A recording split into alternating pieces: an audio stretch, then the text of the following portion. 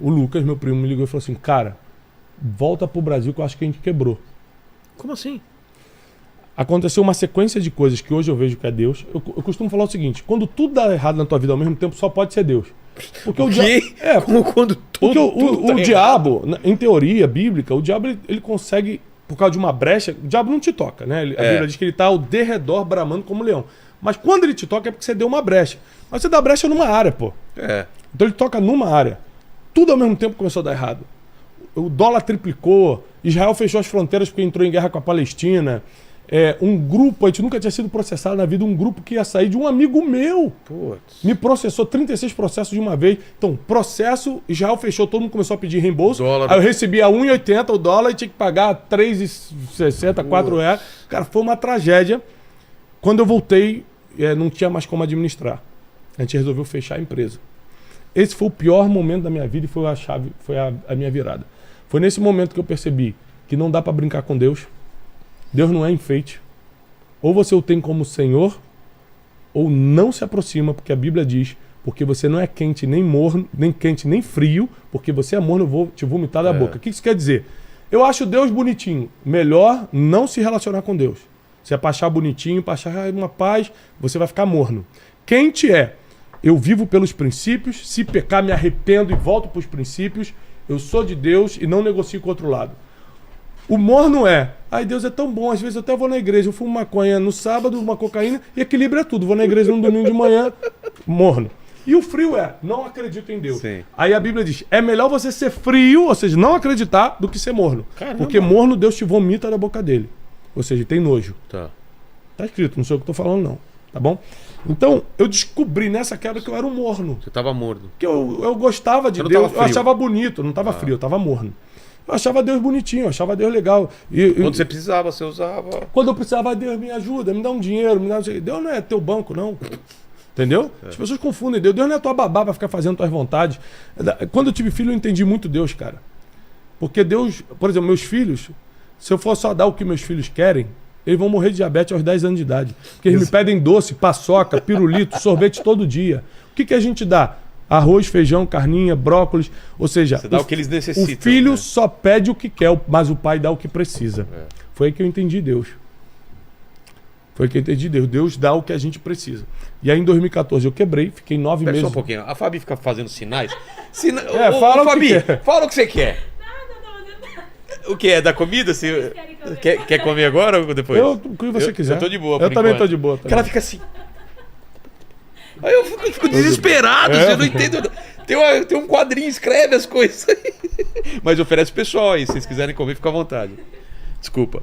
Vamos lá. E aí, essa quebra, eu fiquei revoltado com Deus e falei, Deus não existe. Você chegou a... Cheguei a chutar a parede e falar, Deus não existe e tal. Por quê? Porque eu passei por uma humilhação muito profunda. Como eu não tinha mentor... Hoje, tudo que eu falo, Vilela, é porque ou eu errei naquilo, ou eu acertei. Eu só falo do que eu aprendi vivendo. Eu não falo nada do que eu aprendi lendo. Entendi. Só do que eu aprendi vivendo. Porque eu quebrei, porque eu fiz as maiores besteiradas. Por exemplo, quando eu quebrei, eu tinha um patrimôniozinho, tinha um apartamentinho, tinha carrinho. Pra manter o bom nome, no desespero de manter o bom nome, eu saí vendendo tudo pela metade do preço. Pra ir pagando dívida. Só que era tanto juros já de banco, de fornecedor, não sei o que só pagava juros. Queimei o meu mini patrimônio pra pagar juros. A dívida continuou. Aí agora eu fiquei pobre de verdade. Aqui eu conheci a humilhação. Todo dia cobrança, oficial de justiça na minha casa. Fui morar na boca de uma favela. Eu estava morando na Barra da Tijuca antes, que era um lugar bom do Rio de Janeiro. Com um carro infernal. Eu tenho 4 filhos, eu já tinha os 2 mais velhos, pequenininhos na época. Esse foi o ano de 2014. Nunca passei fome, graças a Deus, mas fiquei meses comendo miojo. Macarrão instantâneo. Eu falo que um dia eu vou escrever um livro, eu e minha esposa, chamado Um Miojo para Dois, que várias vezes a gente dividir. Um miojo para Era dois. um miojo para dois. E passando muita humilhação, assim, de cobrança, de gente ameaçando, de... É pior quando você tem uma coisa e perde do que Cara, quando você muito não é, pior. quando você não tem. Muito pior, muito pior. Então foi muito dolorido, foi muito humilhante, todo mundo me abandonou. E ali eu fiquei muito revoltado com Deus. E aconteceu uma parada que foi a minha virada. Eu peguei a Bíblia e falei assim, eu vou ler isso aqui tudinho pra achar um erro e provar que Deus Não existe. Porque se Deus existisse, eu não estava passando por isso. Eu fiquei 9 meses lendo a Bíblia todo dia, assim, muitos capítulos por dia. Eu trabalhava, corria atrás. Nesses 9 meses de quebra, eu já estava projetando o que eu tenho hoje, o Instituto Destiny. Já era com esse nome, Instituto Destiny. E já era a mesma logo que eu tenho hoje. Eu paguei R$350 em 2014, quando eu estava quebrado para fazer. Ou seja, hoje o Instituto Destiny tem um faturamento milionário. E eu comecei quebrado na minha casa, assim. Então eu vou começar a pegar a única coisa que eu tenho, que é falar em público, que é pegar minha experiência. Na época eu já tinha mestrado em desenvolvimento pessoal nos Estados Unidos, em coaching. Vou usar isso para ajudar as pessoas. Então eu ficava planejando cursos e como falar para as pessoas, só que eu tinha vergonha. Eu falei, cara, eu tô quebrado, quem vai querer me escutar? E à noite, tipo, de 7 da noite às 2 da manhã, eu ficava lendo a Bíblia. Ao ler a Bíblia, eu comecei a conhecer Deus de verdade. E aí eu já não conhecia o Deus que o pastor falava, que o padre falava, o Deus de uma pregação. Eu comecei a conhecer o Deus da Bíblia. Aí foi a virada de chave na minha vida. Eu falei, caramba, eu fiquei a vida toda vivendo uma vida religiosa e nunca cumpri. Eu quebrei porque eu não cumpri esse versículo aqui. Eu quebrei porque eu achava que eu servia a Deus, mas eu sou um orgulhoso. Eu sou um altivo. Eu não sei perdoar ninguém. Eu não tinha mentor, não peço conselho. Aí ele ia provérbio e falava, na multidão de conselhos tem sucesso, mas na falta de conselheiros fracassam os projetos. O cara tá aqui, ó, por isso que eu quebrei, eu nunca tive conselheiro, nunca tive mentor.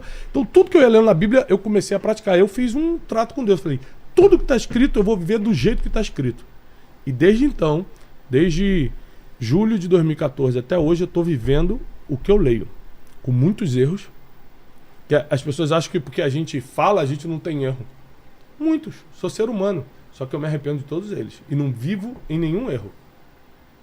Não vivo em cima de nenhum erro. Porque eu quero praticar o que está escrito. Mas sou falho, sou ser humano. Mas você teve essa quebra. E aí como que você consegue... Dar a virada? É. E aí eu tenho essa experiência com Deus. Que ela acontece em dezembro de 2014. Depois de ler a Bíblia há muito tempo. Eu acordo no dia 24 de dezembro, Natal. A Janine olha pra mim e fala o seguinte: Thiago, acorda. Acabou o papel higiênico e o gás. Dia do Natal. Putz. A gente já não ia ter ceia mesmo. Mas, cara, sem papel higiênico e sem gás foi uma humilhação muito grande. E nesse dia eu comecei a discutir com Deus. Falei, eu tô entendendo que você existe. Eu entendi que eu errei esse tempo todo, mas você vai deixar eu passar por isso? De novo eu pedi um sinal. Eu sou muito de pedir sinais a Deus, né? Como eu pedi naquele dia da feira de turismo. Eu falei, Deus, se você vai me tirar dessa situação, me dá um sinal hoje. E se você me tirar dessa situação, eu vou viver todos os